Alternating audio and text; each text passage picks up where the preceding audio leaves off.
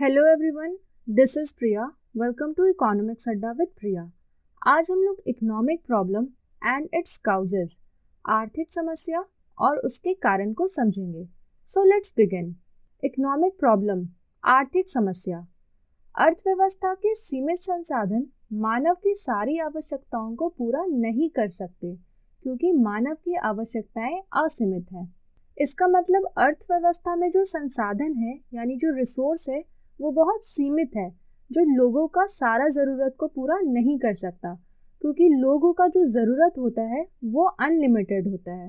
लोग अपना एक ज़रूरत को पूरा करते हैं तो उनका दूसरा ज़रूरत उत्पन्न हो जाता है। जब वो दूसरा ज़रूरत को पूरा करते हैं तो तीसरा ज़रूरत उत्पन्न हो जाता है। लेकिन अर्थव्यवस्था में जो संसाधन है वो सीमित है, जो लोगों का सारा ज़रूरत को पूरा नहीं कर सकती और यहाँ पे एक समस्या उत्पन्न हो जाता है। तो इस समस्या को हम आर्थिक समस्या कहते हैं। जैसे कि यहाँ पे एक किसान है जिसे 1 लाख रुपए का जरूरत है। उस किसान के पास जो संसाधन के रूप में जो भूमि है वो सीमित मात्रा में है। किसान को यहाँ पता चला कि आने वाले कुछ समय में बाजार में गन्ना और गेहूं का मांग होने वाला है।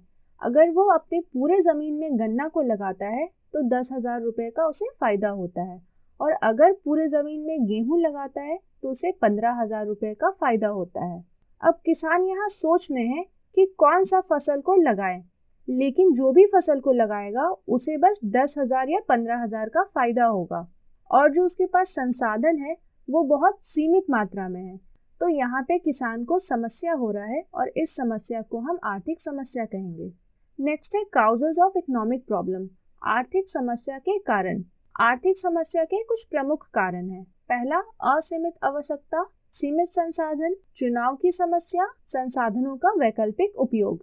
पहला जो समस्या है वो है अनलिमिटेड वांट्स, असीमित आवश्यकता। इंसान का जो जरूरत होता है वो असीमित होता है यानी अनलिमिटेड होता है। इंसान को गाड़ी चाहिए, घर, अच्छा खाना, अच्छा कपड़ा, जूता, मोबाइल और अच्छा लैपटॉप, इसके अलावा और भी बहुत सारा जरूरत होता है। उनका जब एक जरूरत पूरा होता है तो खुद ब खुद दूसरा जरूरत उत्पन्न हो जाता है। जब दूसरा जरूरत पूरा होता है तो तीसरा जरूरत उत्पन्न हो जाता है। यानी मानव का जो आवश्यकता होता है, जो जरूरत होता है वो असीमित होता है, लेकिन उनके पास जो संसाधन है वो सीमित है, जिसके कारण वो अपना सारा जरूरत को पूरा नहीं कर सकते हैं। इसका मतलब जो रिसोर्स होता है वो लिमिटेड होता है, जो हमारे पास संसाधन होता है वो सीमित होता है। नेक्स्ट है प्रॉब्लम ऑफ चॉइस, चुनाव की समस्या। यहाँ पे इंसान बहुत ज्यादा कंफ्यूज रहता है क्योंकि इंसान का जो जरूरत है वो असीमित है और उसके पास जो संसाधन है वो बहुत सीमित मात्रा में है। तो यहाँ पे इंसान इसलिए कंफ्यूज रहता है कि अपना सीमित संसाधन से किस आवश्यकता को पूरा करे।